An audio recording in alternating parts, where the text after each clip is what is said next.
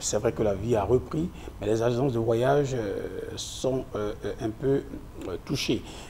Surtout qu'aujourd'hui, pour voyager, il y a un certain nombre de conditions. On va demander si vous êtes vacciné, on va demander si vous avez un test Covid-19 négatif, tout ça. Est-ce que les agents de voyage n'ont pas un plomb dans l'aile? On traverse des moments très très difficiles. Très difficiles, tout simplement parce qu'on était leader des agents de voyage en 2019. Et si on parle de votre bilan financier avant la Covid-19? Les agents de voyage de Côte d'Ivoire, en matière de vente des billets d'avion, ont réalisé près de 125 milliards de volume de vente en 2019 contre 30 et quelques milliards en 2020. Aujourd'hui, nous sommes en plein pied, encore dedans. On a l'impression souvent qu'on a fini avec le Covid, mais au niveau des agents de voyage, rien n'est fait. Les voyages n'ont pas encore repris à 100%. Les avions que nous voyons remplis ou de chaussées, c'est rempli des résidents qui sont venus nous voir, mais pas des nouveaux voyageurs. Les comités d'entreprise qui voyageaient en mission, les missions ont complètement pris un plomb. Alors qu'est-ce qu'il faut faire? C'était d'autres activités d'agence de voyage, c'est-à-dire faire des excursions, faire des circuits touristiques. Là encore, quel est l'état de nos sites touristiques en Côte d'Ivoire? Quelles sont les contraintes aujourd'hui au niveau de l'hébergement?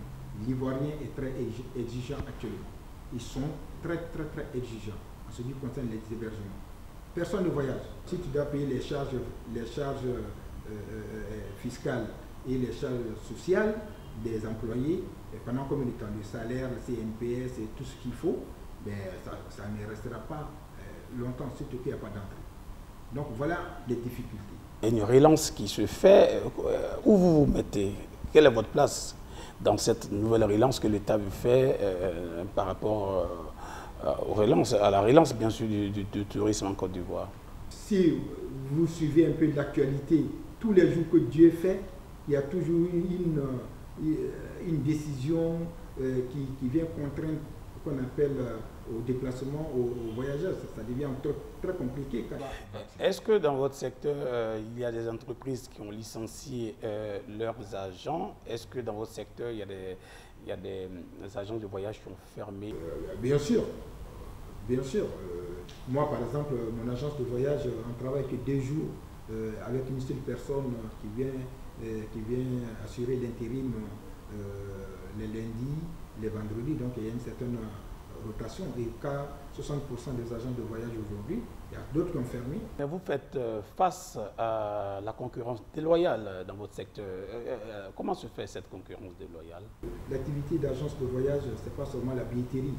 Ce n'est pas seulement voyager à l'extérieur, mais on a d'autres activités, par exemple, à faire découvrir les potentialités touristiques de la Côte d'Ivoire. Malheureusement, il y a une concurrence déloyale qui ne dit pas le contraire. Là aussi, les comités d'entreprise, les associations font le même boulot, la même activité que les agents de voyage. Alors, en même temps, on parle d'emploi, on parle de chômage. Mais tant qu'il y a cette concurrence déloyale dans le secteur, ça sera difficile de maintenir les emplois. Quand on voit les ONG faire la même activité qu'une agence de voyage. Est-ce que ce n'est pas parce que vous êtes cher que les gens se tournent vers les associations et les ONG? Cher, non, je ne parle pas.